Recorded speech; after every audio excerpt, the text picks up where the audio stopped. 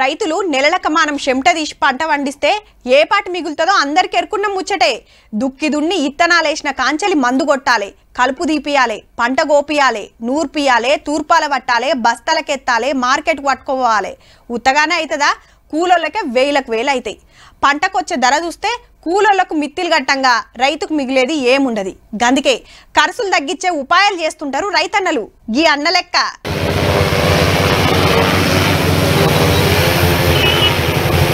వరిషేన్ మీద డ్రోన్ తోని video shooting చేస్తలేరు. పురుగుల మందు పిచికారీ చేస్తుర్రు. హగో దీని బొత్తలున్న డబ్బాల మందు నీళ్లు కలిపి చాలు చేయంగానే మందు జల్లుకుంటా ఒక్కటే ఉరుకుడు ఉరుకుతున్నది. అటు పోయి ఎంతలొస్తుందో చూడుర్రి. చూస్తుండగానే ఎకరం పొలానికి మందు కొట్టింది డ్రోన్. నారాయణపేట జిల్లా యామ్నాన్పల్లిలా ఓ రైతు పొలంలా గిట్ల డ్రోన్ తోని మందు కొట్టించిండు. ఈ ఒక్క అన్నే కాదు, చాలా మంది ఇప్పుడు గీకమతే చేస్తున్నారు.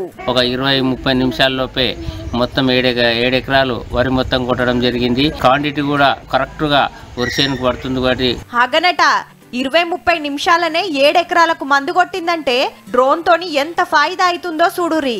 అంటే గంట సేపట్ల అల్కగా 10-15 ఎకరాలకు మందు కొట్టొచ్చు.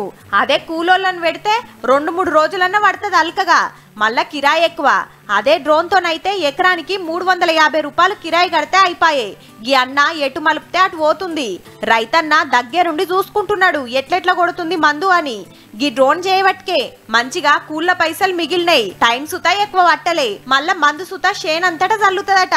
కడమోలు సుతా గిదే ఉపాయం చేస్తే ఏమన్నా ఫాయిదా అవుతుండొచ్చు. ఆలోచన చెయ్యుర్రే అన్నలు.